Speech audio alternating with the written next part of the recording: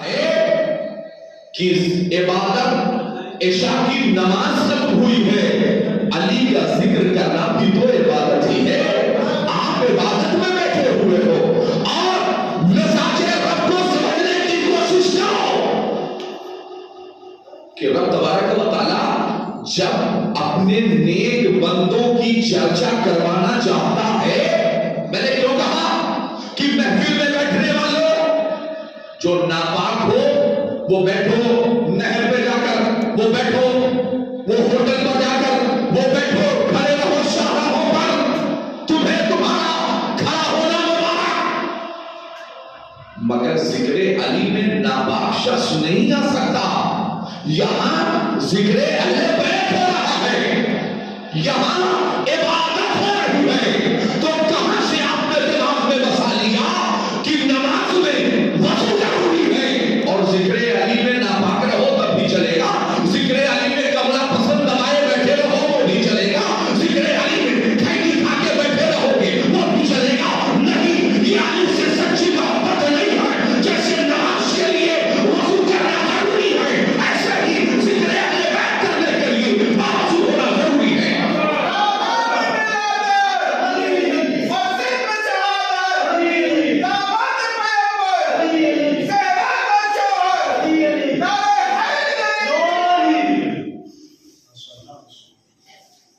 ये क्या तरीका है?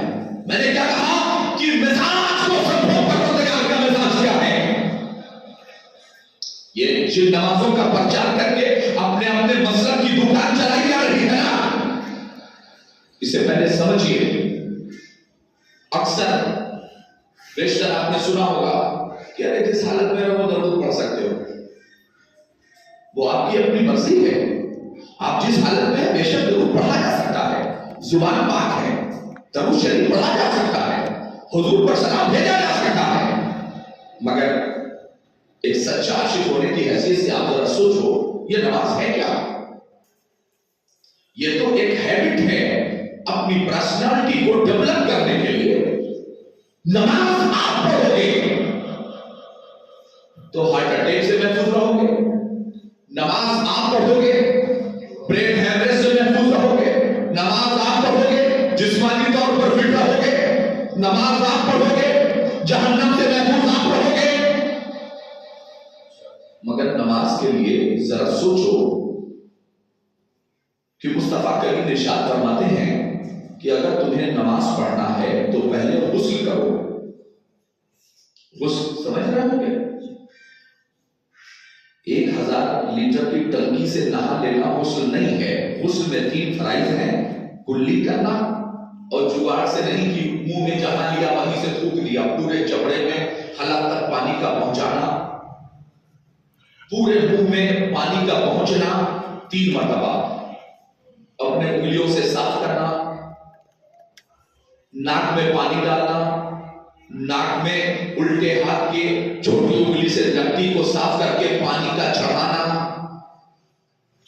जिन लोगों को शरीयत ठीक से समझ में नहीं आ रही थी, कोरोना में ठीक से समझ गए।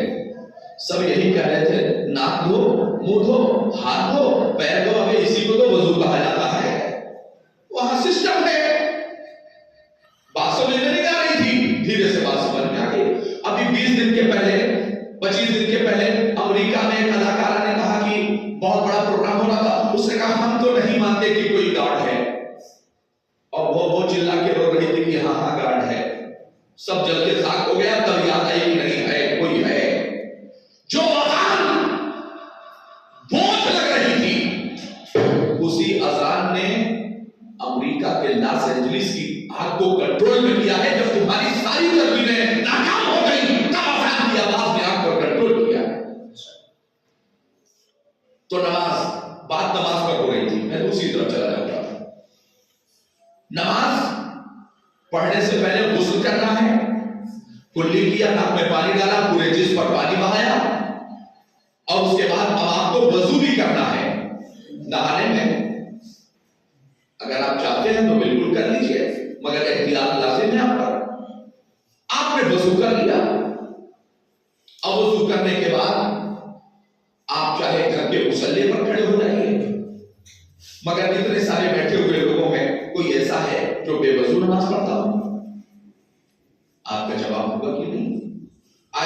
इमाम के चीफ गेस्ट मुखतिब मेहमान खुसूसी अल्लामा अरशदुल क़ादरी साहब है। वो जुमे को बोलते हैं बात अलग है, वो आपके प्रोग्राम में रहते हैं बात अलग है, लेकिन हैं मुझसे सीनियर हैं, बैठे हैं। इनका खिताब बाद में, जो लोकल का शायर है वो पहले पढ़ेगा और जो बाहर से शोर आएंगे वो बाद में पढ़ेंगे। जो चीफ गेस्ट होगा उसका खिताब बाद में होगा। सदर अपनी जिम्मेदारियों को सदारत के तौर पर वो बोले ना बोले वो बात अलग है, ये बाद में। बाहर से आने वाला शायर बाद में, जिसकी कदरों कीमत ज्यादा है क्योंकि दूर से चल के आ रहा है, शानदार लबो लहजा है, खुसूसी लबो लहजा है, वो बाद में पढ़ेगा। अच्छा मुकर्रिर बाद में बोलेगा, सीनियर लीडर बाद में बोलेगा।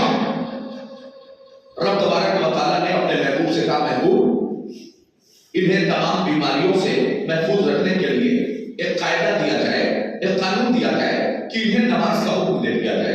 हमने तोहफा दे दिया है, इससे ये स्पेंडालाइसिस की बीमारी से महफूज रहेंगे। इससे ये जो नसों की प्रॉब्लम होती है, मान लो सर की कोई नस दब रही है, देर तक आप हालत सजदा में रहते हो, आपके सीने के अंदर कल्ब पर, दिल पर पड़ी हुई जो चर्बियां जम जाती है ना, हालत सजदा में देर तक सजदा करने की वजह से वो दिल आपका नीचे की तरफ लटकता है और सारी की सारी चर्बियां टूट टूट कर शिकार हो जाती हैं। आपकी वो शरीयाने जिसमें खून रुक रहा है, देर तक सजदा करने की बुनियाद पर, चाहे वो दिमाग का मामला हो और चाहे वो दिल का मामला हो और चाहे वो नाक का मामला हो, सारी शरीयानों में खून तेजी के साथ दौड़ने लगता है, इंसान बीमारियों से महफूज हो जाता है। ये तो नमाज पढ़ने का फायदा है, मगर मिजाज को समझें।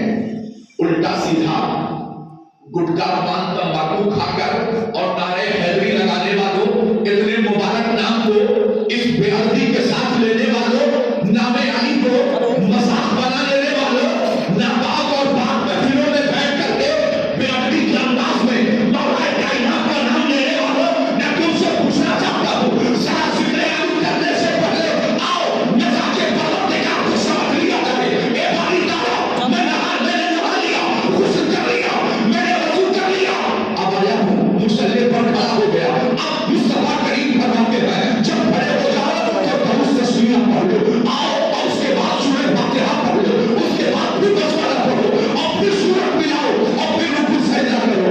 अभी अपने रब को बार-बार मुतवज्जिह कराया जा रहा है। बारी ताला पूरी दुनिया से मैं आजाद होकर के तेरी बारगाह में हाजिर हुआ हूँ। मौला, मुझे इनकी हैसियत से मैं तेरी बारगाह में हाजिर हूँ। मौला, सारी दुनिया से रिश्ता नाता तोड़कर अब मैं तेरी बारगाह में हाजिर हो गया हूँ। ए रब्बे ज़ुल जलाल, अब तेरी सलाह की जा रही है। सूरह फातिहा पढ़ के उसे पूरी कायनात का परवरदिगार कहा जा रहा है, उसे रहमान और रहीम कहा जा रहा है, उसे रोज़े जज़ा का मालिक कहा जा रहा है। उसी की इबादत और उसी से मदद की बात की जा रही है, सीधे रास्ते पर चलने की बात की जा रही है, सिरातल लज़ीना अनअमता अलैहिम की बात की जा रही है। रब ताला जिन लोगों पर इनाम नाज़िल हुआ, मौला उसी सब पे हमें भी रहना, मौला उनकी सब में न डालना जिन पर तेरा ग़ज़ब नाज़िल हुआ। और कौन लोग थे? अनअमल्लाहु अलैहिम मिनन नबिय्यीना वस्सिद्दीक़ीना वश्शुहदाए वस्सालिहीन। और खुदा की कसम, सालिहीन का जब भी जिक्र होगा तो मौलाए कायनात से बड़ा सालिह इस ज़मीन पर तुम्हें नजर नहीं आ सकता है। जब मौलाए कायनात में आ जाएगी,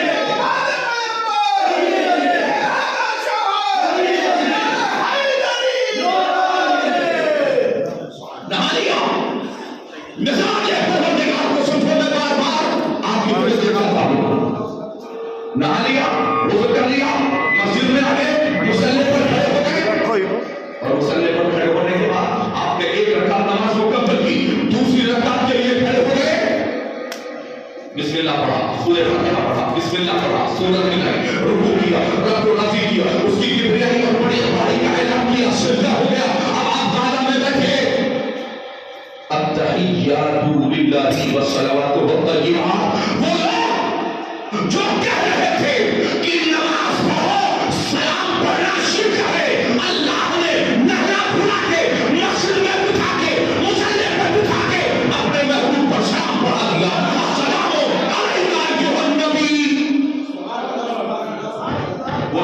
इसीलिए तो कह रहा हूं, जिन्हें भारत में, इंडिया में, हमारे मिलाद और जलसे में हाथ का तबर्रुक पसंद नहीं आता, उन्हें दे दो काली माता का मंदिर का सामान उठा के दे दो, शौक से रख लेंगे। और मिलाद में दे दो, जलसे में दे दो, जश्न मौलाए कायनात, ना हमारे मौलाना साहब ने मना किया है।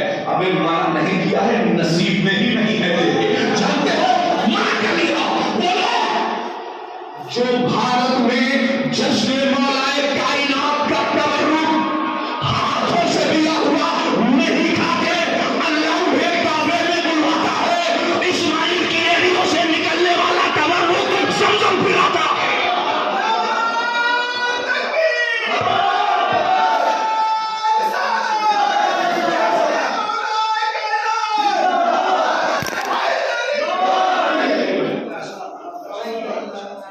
वो जो हाथ का तबर्रुक नहीं खाते, अल्लाह उन्हें इस्माइल की एड़ियों से निकलने वाला तबर्रुक पिलाता है।